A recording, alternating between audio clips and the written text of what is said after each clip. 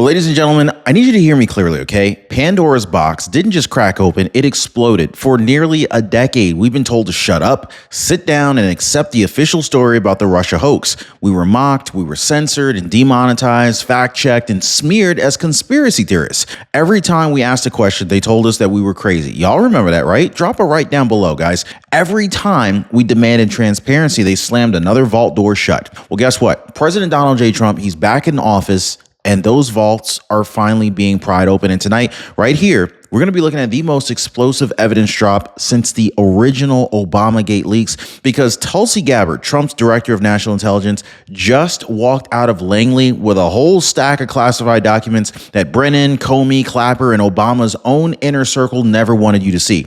We're actually talking about the intelligence assessments allegedly rewritten. Guys, this is crazy, okay? Sources allegedly manipulated, dissenting analysts allegedly overruled, and a narrative that may have been engineered from the ground up to destroy one man, President Donald J. Trump, in 2016, and it failed. But here's the part that should terrify every corrupt insider inside Washington tonight. 20 former CIA and FBI officials have now come forward. 20, not one or two, 20, okay? They aren't whispering anymore, guys. They aren't hiding behind anonymity anymore. They're pointing directly at the Obama-era intelligence machine. They're saying the quiet part out loud, folks. This wasn't incompetence. This wasn't a misunderstanding. This was an operation. And the question on everybody's mind right now is simple. What did Barack Obama know, and when did he know it? Because if what Tulsi Gabbard just revealed is really true, if these documents hold up, then the entire Russia collusion narrative, the Steele dossier, the media hysteria, the investigations, the indictments, the impeachment,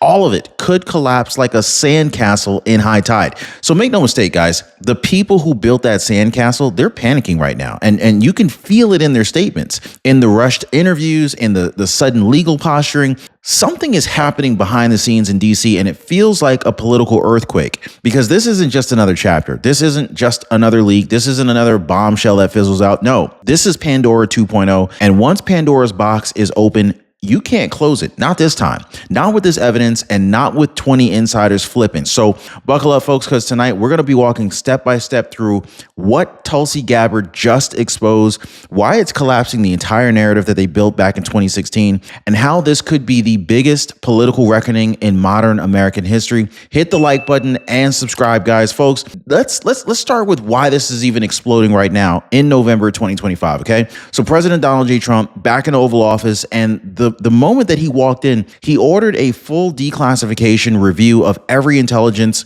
product that was tied to the 2016 to 2020 Russia investigations. Now, suddenly, documents that were buried, that were redacted, or even sealed for years, they're finally surfacing. This is why people in Washington are sweating, because this isn't a debate anymore. This is Pandora's box 2.0, and it's coming alive under a Trump-led DOJ. So every crash feels the same. First there's denial, then there's panic, then there's regret. But the few who prepared early always come out ahead. This is why I partner with Noble Gold Investments, because they help people prepare before the next uh-oh moment hits. They show you how to add physical gold and silver to your retirement plan, real assets that hold value, no matter what the stock market does. Most people who take the time to learn say the same thing. Well, that just makes sense. And this is why most people are calling right now. The phone number at the bottom of your screen, 877-646-5347, or they're visiting RonYatesGold.com to get their free wealth protection kit, because the next market correction isn't a question of if, it's when. And when it comes, you'll either have protection or you'll have an excuse. And the person leading this charge is none other than Tulsi Gabbard. Yes, the former Democrat who broke ranks years ago as Trump's director of national intelligence in 2025. She has the legal authority to pull every file, unseal every vault, and demand transparency across really all 17 intelligence agencies. Now, her involvement, this is a political earthquake, because the media just can't dismiss her as a partisan figure. When a former Democrat presidential candidate exposes alleged Obama-era misconduct, the entire narrative shifts.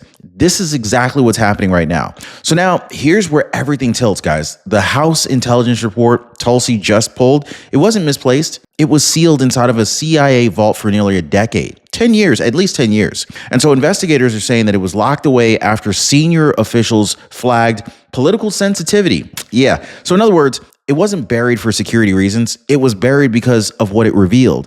And now that it's out, Well, we're learning that it contradicts portions of the narrative that was pushed back in 2016. Analysts in 2025 are now saying that newly declassified attachments change the entire picture. So the most explosive allegations emerging from these documents involve claims, again, allegations that senior Obama-era officials encouraged selective editing for intelligence. Fox's 2025 reporting describes some concerns that early drafts didn't match the final assessment. Several whistleblowers recall meetings where Obama, Brennan, Clapper, and political appointees discussed how to frame Russian intent. Nothing here is declared as fact, but the allegations alone are stunning. If guidance was shaped by politics and not analysis, then every conclusion drawn afterwards becomes immediately suspect. Whistleblowers are saying that the turning point came during the Brennan-led assessment, when analysts reportedly received these unusual directives that broke from the standard tradecraft. Several claim that they were instructed to elevate unverified Trump-Russia links while downplaying contradictory intelligence. Some were even told not to include certain field reports at all. These analysts documented their concerns internally, noting pressure from senior leadership to support a predetermined conclusion. That's what makes this moment so nuclear, guys. Career professionals are saying that they felt boxed into a narrative that they didn't even believe themselves. Those directives fed into 4 core claims repeatedly used from 2016 onward: that Putin preferred Trump, acted to help him win, held compromat through the Steele dossier, and colluded with the Trump campaign. But newly declassified documents reportedly show analysts disagreed on all 4 points. Some even believe that Russian motivations were more chaotic. Others said that the Steele dossier lacked verification, and none saw evidence of collusion. None. Zero. Whistleblowers are saying that these disputes were minimized in final summaries, creating today's push to re-examine every pillar from scratch. Now, before we move on, let me pause for something incredibly important and honestly something that has been changing lives every single day. Everyone has that one decision that changes everything. For thousands of retirees, it was calling Chapter about their Medicare plan. And this is why I partner with Chapter. They make that turning point simple, fast, and life-changing. Now, one viewer said, "I felt like I got my power back." So let me ask, is this your turning point? Now, most people already crossed that line at 909-563-8279. Phone numbers down on your screen right there, or they're visiting askchapter.org. And of course, it is a totally free call for the Ron Yates community. And speaking of that, here's a real comment from one of our viewers who made that call already. So Lou Land, he said, "Thanks, Ron. Thanks for the advice about Chapter. I called and it helped me out a ton. So thanks, buddy." All right, so let's get back into it, okay? So now we get to the Steele dossier, okay? This is the document that ignited years of political warfare. The 2025 DOJ review uncovered gaps in its sourcing, raising new questions about who fed information to Christopher Steele in 2016. Recent British intelligence disclosures reveal that several leads Steele relied on, they were considered low confidence even overseas. Now, if you combine this with the newly declassified U.S. memos, investigators are now arguing that the dossier's foundation was shakier than originally acknowledged. Its chain of custody is being re-examined line by line for potential political influence, and then, boom, the dam broke. 20 former CIA and FBI officials stepped forward in 2025, providing statements, internal memos, and context for the intelligence disputes. They can't be named publicly, but investigators are saying that they represent a cross-section of analysts, supervisors, and even field officers. And many say that they stayed silent due to career fears and political pressure, but with Trump back in office, they felt protected enough to speak. Their testimony paints a consistent picture of discomfort with how certain conclusions were shaped. Now, according to these witnesses, the pressure didn't just come in subtle nudges. No, it came in explicit directives from senior leadership. Analysts describe these memos contradicting the final intelligence assessment, with their objections either being removed or rewritten. Some flagged clear tradecraft violations, saying conclusions were being pushed faster than evidence even justified. Several noted that dissenting views were ignored entirely. So whether these decisions were political or bureaucratic, that part's still under review, but the pattern is deeply concerning. Analysts felt overridden, not consulted, especially during these pivotal moments. So this kind of brings us to the current moment. Right here in 2025, guys, President Trump ordered a multi-agency review of all the Obama-era intelligence products that were tied to Russia,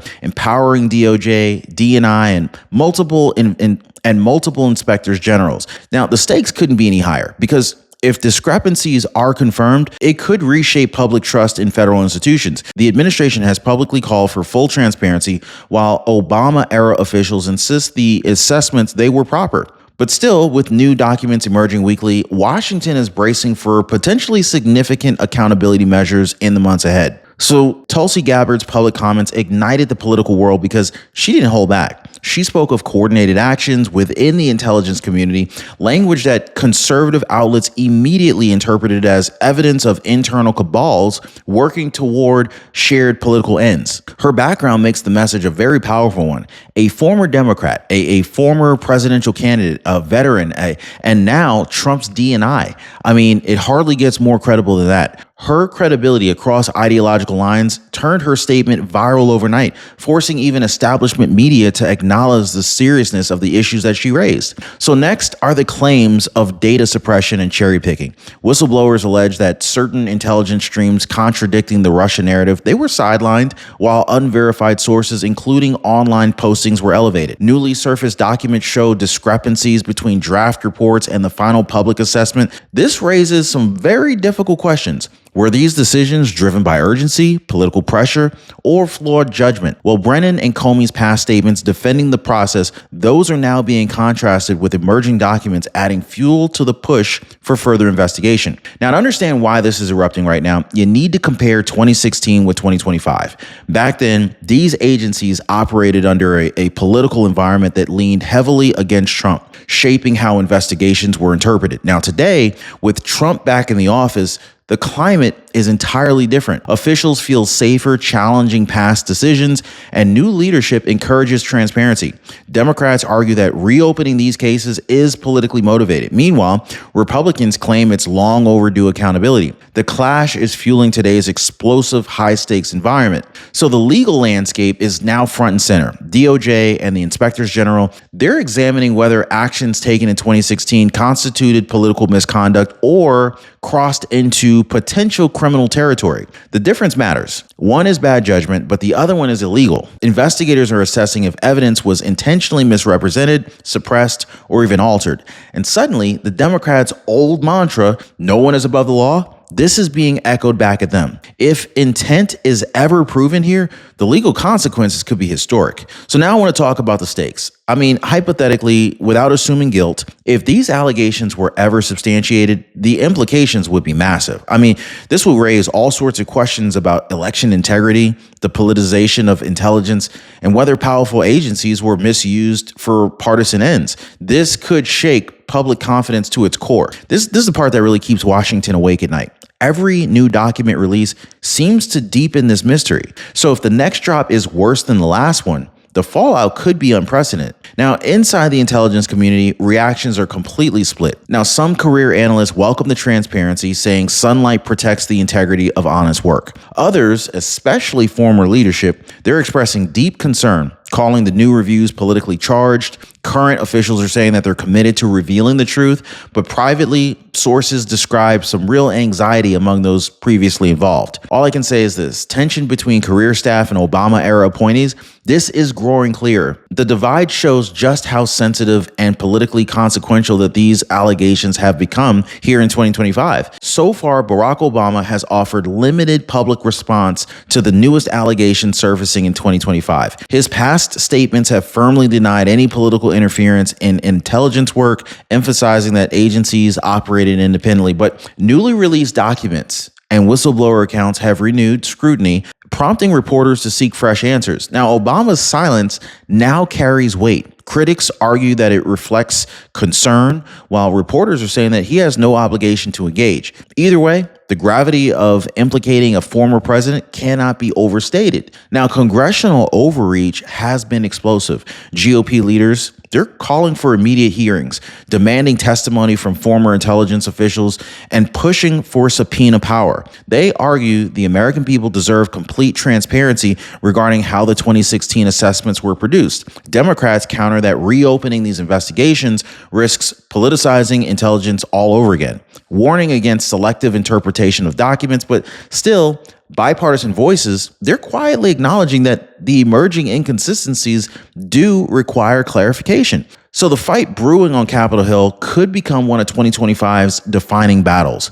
So this is where the real Pandora's box effects kicks in. So every time a new document's released, instead of closing gaps, it opens up new ones. Analysts reviewing the file say inconsistencies multiply with each disclosure. Key decisions aren't fully explained, draft language doesn't match final summaries, and internal disagreements appear more significant than the original ones reported. This is why Washington's insiders fear that this is only the beginning. The narrative isn't stabilizing, it's unraveling, and no one knows where the thread finally leaves. Now, for the whistleblowers who came forward in 2025, the stakes are enormous. Many risked their own reputations, their careers, their personal safety just to speak out. Investigators are saying that several witnesses hesitated for years, fearing retaliation from former leadership or some kind of political blowback. With Trump back in office, they finally felt protected enough to testify. Their disclosures are shaping the entire review process, and the credibility of their statements will determine what happens next. Now, these individuals, they're not some fringe voices. They're career professionals who felt compelled to act. Now, stepping back just for a second here, okay? The big question on everybody's mind is very simple. Could the entire Russia narrative collapse under the weight of these new disclosures? If future documents continue undermining the original assessment, it would reshape modern political history. It would force the country to re-examine how intelligence was gathered, interpreted, and even communicated. Now, for many Americans, this would confirm the long-held suspicions about political bias within federal agencies. And that possibility right there, however uncertain, creates a level of national tension we haven't felt in decades. So, well, what happens next, right? More documents are scheduled for release, DOJ reviews are ongoing, and Tulsi Gabbard has already hinted that additional vaults may open soon. Criminal referrals aren't guaranteed, but investigators are saying that they are within the realm of possibilities if intent is ever proven. Washington's bracing for impact, unsure of how deep the inconsistencies truly run, but one thing is certain. Once Pandora's box opens, you can't close it. And tonight, America is waiting to see what emerges next.